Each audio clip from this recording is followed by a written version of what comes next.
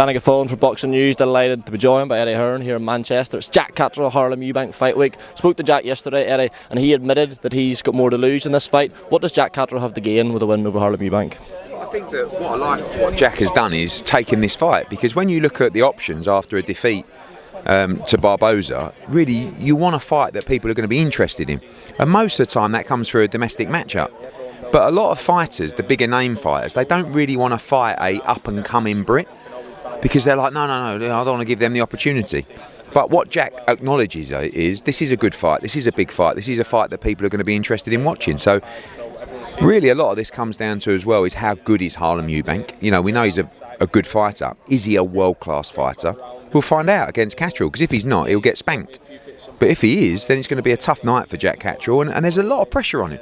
A lot of pressure on Catterall, and I think he's right what he says. Harlem can go in there and do his thing. And if he wins, he's had it off. But, you know, in my opinion, Catterall should be too good for him. We're pushed for time, so I want to get your thoughts on the announcement that David Benavidez will be fighting Anthony Yarde November Riyadh season.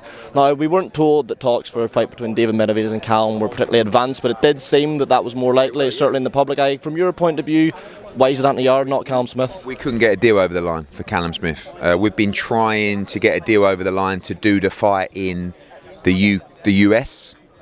We couldn't get to the number that Callum was happy with.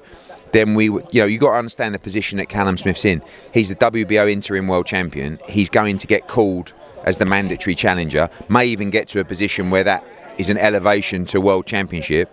And then all of a sudden, 48 hours ago, we spoke to Turki El-Sheikh and Louis de Cubas trying to make the Callum Smith-Benavidez fight.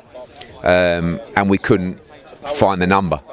So Yarde took the number, took the fight, and he's got it. And it was a very quick turnaround. Probably the last 48 hours, really, the fight got made out of nowhere. Just sticking with the light heavyweight division, we saw the IBF order Dmitry Bivol versus Michel Liefert. He has been waiting quite a long time. Do you expect Dmitry to vacate that title? And just what are we at with that trilogy fight with Artur Beterbiev? You're likely to see that fight around November time.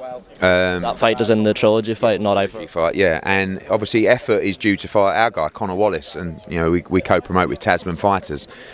I do feel like there'll probably be an exception request or a conversation with Effort's team to allow that IBF belt to be on the line for Bivol Beterbiev 3.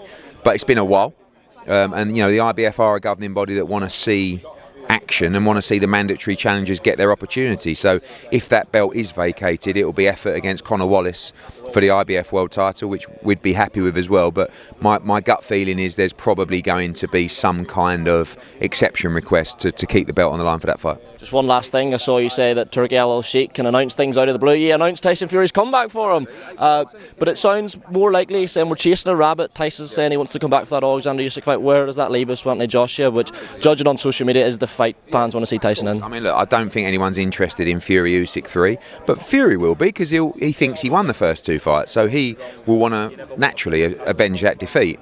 That the days of responding or goading or whatever we're going to do with Tyson Fury, I've learned that's a complete waste of time. So we're going to do our thing. Both fighters will return with a fight first.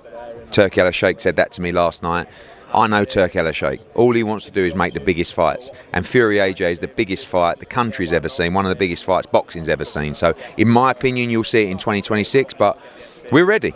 It's up to Mr. Fury, and good luck to him. Who's that fight in between likely to be for Anthony Joshua? I saw you say names are starting to be discussed. Yeah, I mean, I've spent a bit of time with AJ over the last couple of weeks, and we're talking about names. I'm not going to go into them now because it's like all of a sudden this guy, that guy, but ultimately, we are going to select someone from the top 15, and every fight's dangerous. Like we keep talking about Fury next year, we got to get past November, December first. No one's easy. But AJ's in a good place, getting ready to return, and we're excited to be back. Thanks, Eddie.